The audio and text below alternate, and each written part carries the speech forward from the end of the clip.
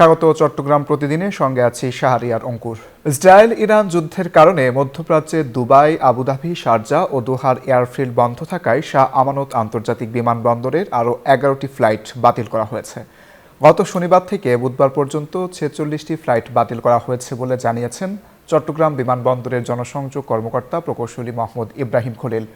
জানান, বুধবার বাতিল করা 11টি ফ্লাইটের মধ্যে আন্তর্জাতিক অ্যারাইভাল ফ্লাইট রয়েছে বিমান বাংলাদেশ এয়ারলাইন্সে 2টি ফ্লাইট, ইউএস বাংলা এয়ারলাইন্সের 1টি ও এয়ার আরাবিয়ার 3টি ফ্লাইট।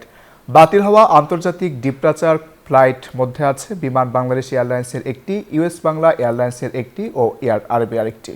চট্টগ্রামের হালি শহরে এক ভবনে ভয়াবহ বিস্ফোরণে 6 জনের মৃত্যু হলেও এখনও বিস্ফোরণের কারণ খুঁজে বের করতে পারেনি সংশ্লিষ্ট সংস্থাগুলো। প্রাথমিক তদন্তেও কারণ নিয়ে মতভিন্নতা রয়েছে, তবে তদন্ত কার্যক্রম শুরু করেছে ফায়ার সার্ভিসের তদন্ত কমিটি। এদিকে কর্ণফুলী গ্যাস ডিস্ট্রিবিউশনের দাবি, গ্যাস নয়, বিস্ফোরণের কারণ অন্য কিছু হতে পারে। আবু জাবেদের ছবিতে চট্টগ্রাম থেকে নয়ন বোরাজয়ের রিপোর্টে বিস্তারিত। গত 23 ফেব্রুয়ারি ভোরে হালি শহরের খালিমা মঞ্জিলের 3য় তলায় হঠাৎ ভয়াবহ বিস্ফোরণের ঘটনা ঘটে।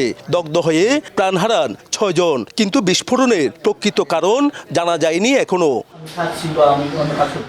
বিস্ফোরণের কারণ অনুসন্ধানে মঙ্গলবার সকালে ঘটনাস্থল পরিদর্শন করে ফায়ার সার্ভিসের তদন্ত কমিটি। রান্নাঘরের চুলা, গ্যাসের লাইন, বিদ্যুতের তার সহ অন্যান্য কক্ষ নিবিড়ভাবে পর্যবেক্ষণ করেন। সেই সঙ্গে ভবনের লিফটে কোনো ত্রুটি ছিল কিনা তাও পরীক্ষা করে দেখা হয়।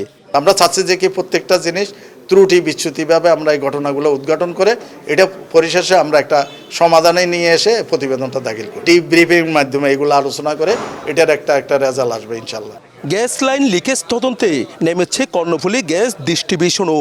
তবে প্রাথমিক তদন্তে ঘরের ভেতরে জমে থাকা গ্যাসই বিস্ফোরণের কারণ হিসেবে উঠে এসেছে। তবে কাজ চলতেছে, দ্রুতই রিপোর্টটা হয়ে যাবে। রিপোর্ট হয়ে গেলে তখন দায়িত্ব নির্ধারণ হবে আসলে আমাদের কোম্পানির কারোর কোনো ফল্ট আছে কিনা। ইন্টারনাল পাইপলাইনে, যেটা গ্রাহকের আওতাভুক্ত রাইজারের পরে, এই পাইপলাইনে আমরা বেশ লিকেজ পাচ্ছি। এই ঘটনায় এখনো আতঙ্কিত ভবনের অন্য বাসিন্দারা।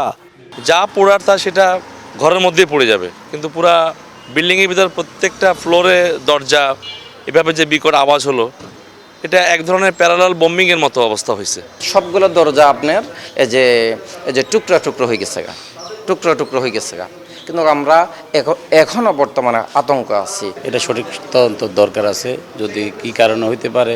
কারণ উদ্ঘাটন করার পরে মানুষ যদি জানে যে কি এই কারণে হয়েছে, তাহলে মানুষ সচেতন হবে। ভবন মালিক পক্ষের অসঙ্গতির কথা জানিয়েছে ফায়ার সার্ভিস। সুষ্ঠু তদন্তের মাধ্যমে বিস্ফোরণের প্রকৃত কারণ উদ্ঘাটনের দাবি ভবনের বাসিন্দাদের। নয়ন বোরাজয়, নিউজ 24, চট্টগ্রাম। রমজানের মাঝামাঝি সময়েও নিত্যপণ্যের দামে তেমন স্বস্তি ফেরেনি। বেড়েছে মাছ, মুরগি, গরু ও খাসির মাংসের দাম, তবে সবজির দাম কিছুটা কমতে শুরু করেছে। স্থিতিশীল রয়েছে ডিমের দাম। বাজার তদারকির দাবি ক্রেতাদের।